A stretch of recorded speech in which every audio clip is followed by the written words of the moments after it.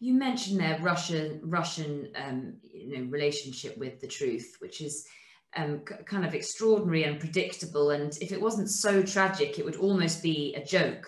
It comes across in here, the sort of disinformation apparatus, the Kremlin's playbook, and what you describe as being used kind of throughout recent history. Just seems to be happening again and again. For example, the 4Ds. We're seeing it all just play out again here with Ukraine, aren't we? And particularly today. Yeah, the funny thing is, when this conflict started to build up, I thought, right, we're going to see all the lessons that Russia's learned from dealing with kind of Bellingcat, and all the times we've kind of exposed their disinformation. They're probably not going to make those mistakes again, and they've just repeated the same stuff as they've done every single time.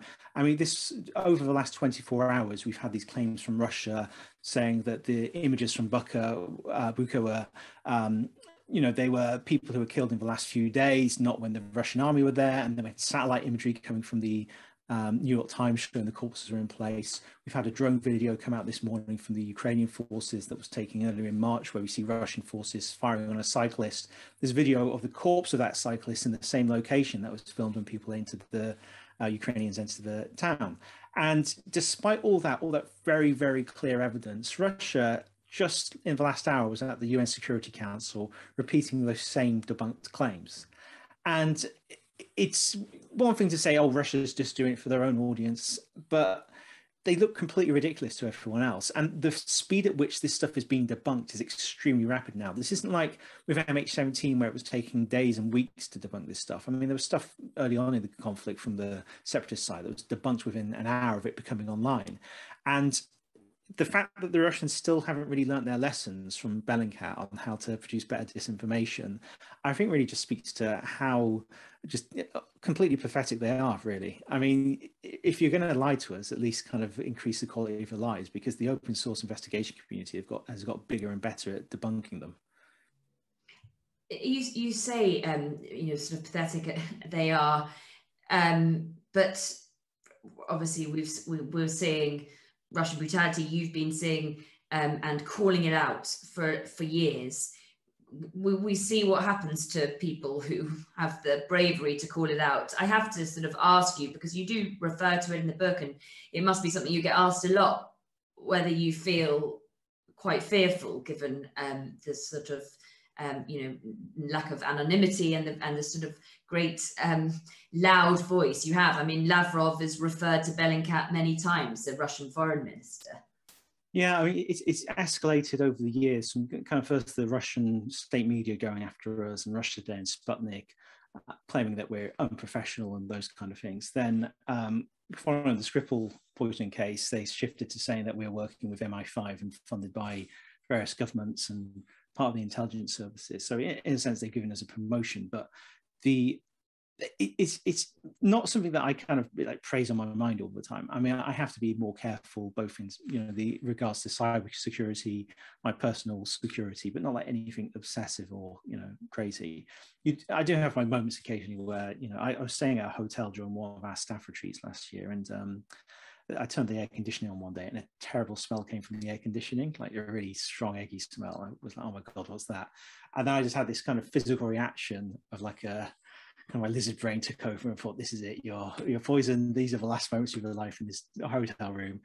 And I was like checking my pupils to make sure they weren't dilating or constricting unusually. And I was kind of, part of my brain was saying, this is really silly. But then another part of my brain was saying, well, they did put, Novichok in Alex Navalny's pants. So we know how they kill people, and it's in kind of really dumb ways like that. So it does kind of get you a bit, but the thing is, I wouldn't be doing this if I didn't think it was the right thing to do. And I think it's very important that people do stand up. I mean, if the whole point of Russia being horrible shit is to scare people like me into not saying anything against them, and if you do go quiet and you don't say things against them, then they've won, and the world and Russia will just get a worse and worse place. I mean, you actually say that the thing you worry about more is the impact on your psychology and the psychology of the people who work for you, because of those hours and hours and hours trawling through footage that most people really don't want to sort of have to look at for very long.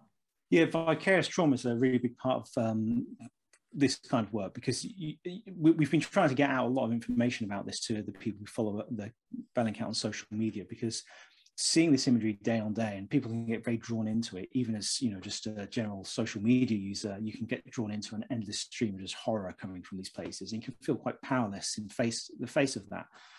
I think I've been quite fortunate in that, although I've seen a lot of this imagery, it's also been, you know, in conjunction with being quite empowered by the fact I've been able to do something with this imagery, and it's not just horrible images I feel like I can't do anything about.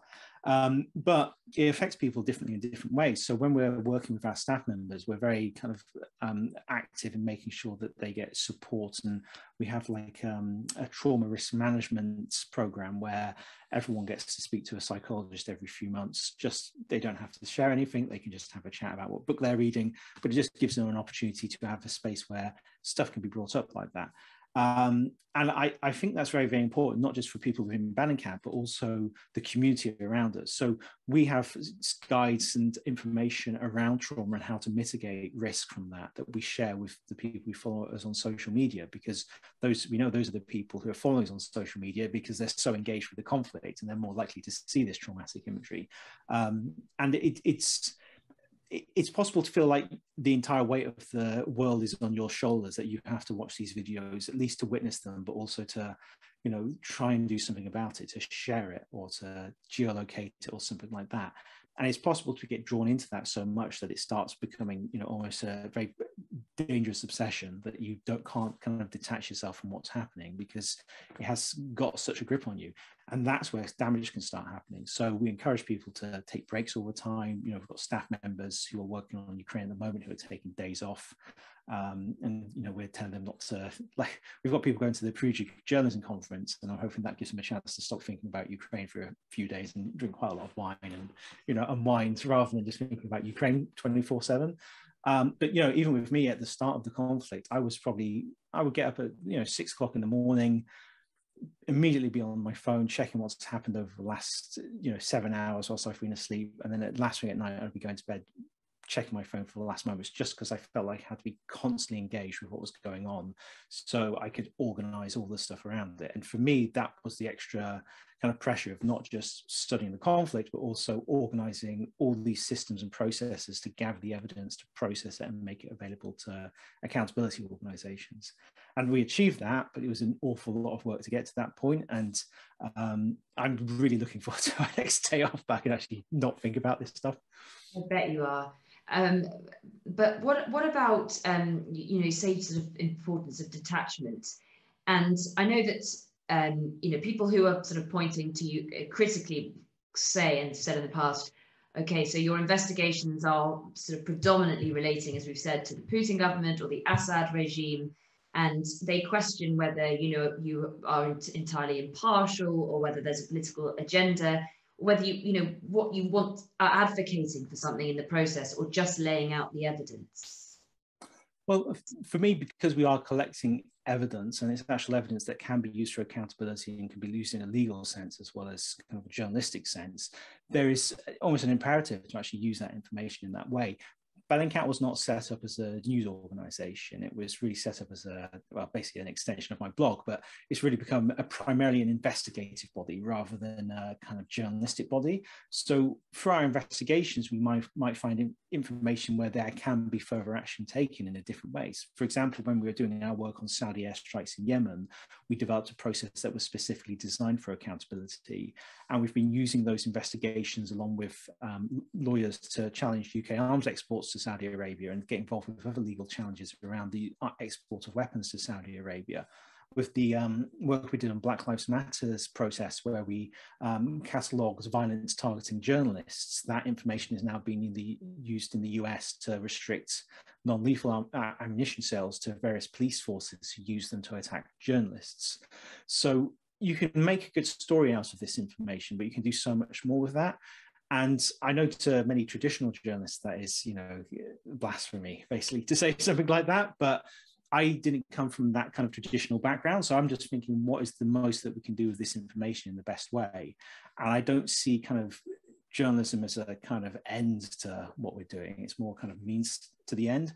But at the same time, what we're doing has to be fair, it has to be accurate. We write about Russia a lot because Russia does lots of really terrible things. I mean, people may look at our work on the Varney and the Skripals and some of our other poisonings, but that investigation really started with the Skripal poisoning. Clues from that led to the Armenian Gevrev poisoning in Bulgaria, which led to the Russia's secret chemical weapons program. And that investigation then led to the FSB team that poisoned the Varney.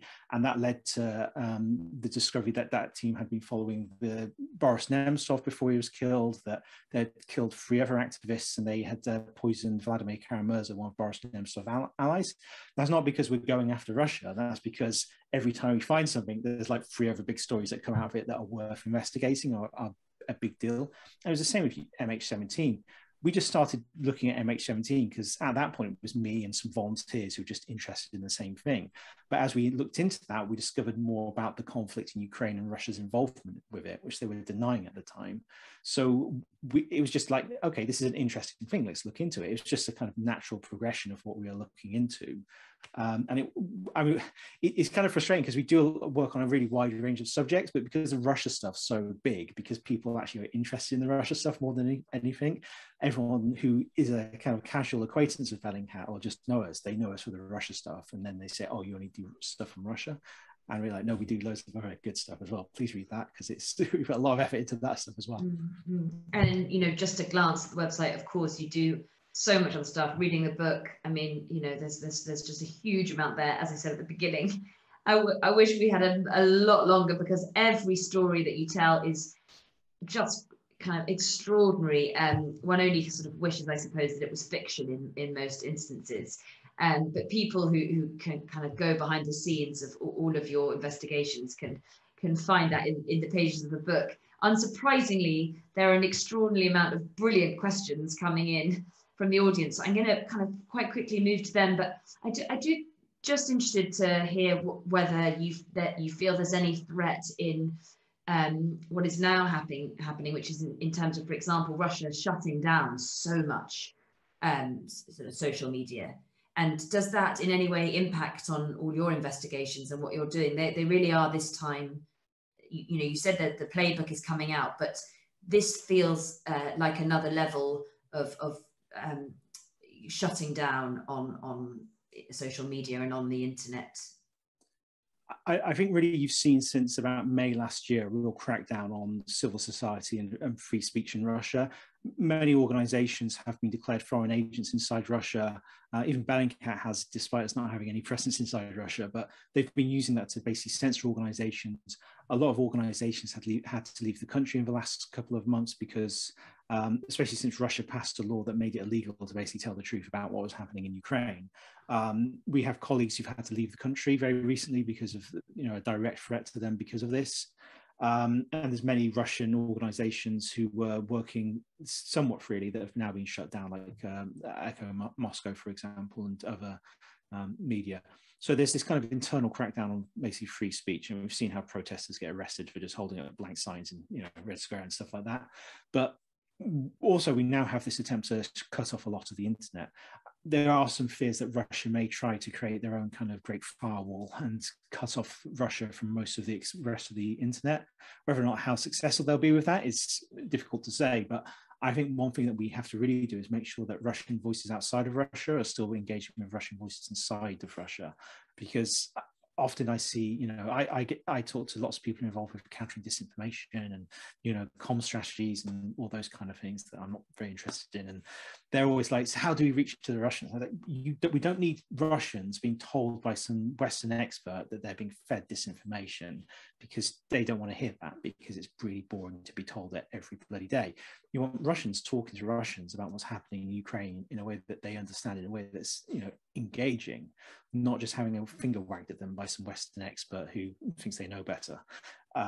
So I'm hoping that what we'll see soon is more and more attempts at that, of, you know, helping Russian civil society that's now outside of Russia reach those kind of audiences and plan around this potential kind of shutdown of the kind of connection between the Russian internet and the global internet. I'm going to move to some of these questions, particularly because a lot of them you addressed really interestingly in areas of the book, and this one is important. How do you stop being taken in by deep fakes? I think you knew this question. I think it always comes. This is not difficult to do for many hackers, especially when they're backed by sophisticated players, countries, etc. I often think of it in terms of the kind of initial social media reaction to this kind of stuff and the use of that as evidence. Now, deepfakes are useless as actual evidence, because if you are an account that shares a deepfake, the first question we're going to ask is, who are you and where did that video come from? If it's a video of someone giving a speech, we'll say, okay, it's a 2-minute clip. Where's the rest of the speech? Because these often aren't that short. And you'll often find, other details in the background. You will say, oh, well, it matches to this speech he gave on this date. We can watch the whole speech. He didn't say the thing, therefore this is a fake. Now, that's great if you've got 24 hours to spend looking through this, or you can hopefully rely on an online community to figure it out really quickly. But the internet being the internet, by that time a video has got 50,000 retweets and there's loads of people being angry about it. And I think there has to be a kind of almost technological arms race with the social media companies on building software that detects deepfakes, which is something that's possible, and having that an integral part of their basically posting system. So you share a video that has been altered in some way like that, it can be detected, and then it'll prevent you from posting that, or it will get tagged in some way saying this video has been altered and is a possible deepfake. And that's kind of really, I think, the only way to really address this. But from the side of Bellingcat and our research, because we are investigating these things and we're triangulating information as much as possible, it's very hard to introduce a fake piece of information into an information ecosystem and expect it to survive through a kind of verification process, because it doesn't have all those networked connections within its kind of metadata and other information that relates to it that can help people can help it become authentic, because it isn't authentic. And this is often the problem that Russia's facing at the moment. The problem with a lie is it's very difficult to tell it when there's a million different things saying that it's false. I'm glad that Gareth has asked you this, because it will give you the freedom to choose one of the many. But what would you say, he asks, has been the most rewarding case you've worked on and that has gone further to make a positive difference? And he also says, thank you for all your work around the war in Syria, supporting people there. Putin is doing now what he did there so sadly we're aware of that regime would do, and think that they can get away with keep being you and the team and never giving up. Clapping hands emoji.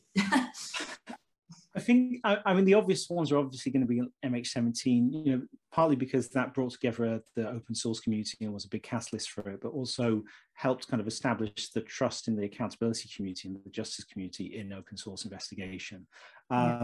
The work on the poisonings, I mean, that's really down to Christo Grosso. So I wouldn't feel I could take credit for that, but he's done just incredible work exposing that. But one thing I really enjoyed doing actually was late last year, I was contacted by an organization called Dog Lost. And they had CCTV footage of a dog that had been stolen. And a car was driving away with a very blurry number plate on CCTV. And they said, can you help us at all? We've heard about you, can you help? And I thought, well, we've got a thing we can do with blurry number plates, because a few years earlier, one of my colleagues, Timmy Allen, had developed a machine learning process to decipher number plates that were blurry on CCTV footage, and that was for the murder of Pavel Sherma, a journalist inside Ukraine. And we used that same process to decipher the number plate on this dog napper. And we took the number plate and got the number. We looked it up online using the kind of UK car MOT database, and it matched the make and model of the car.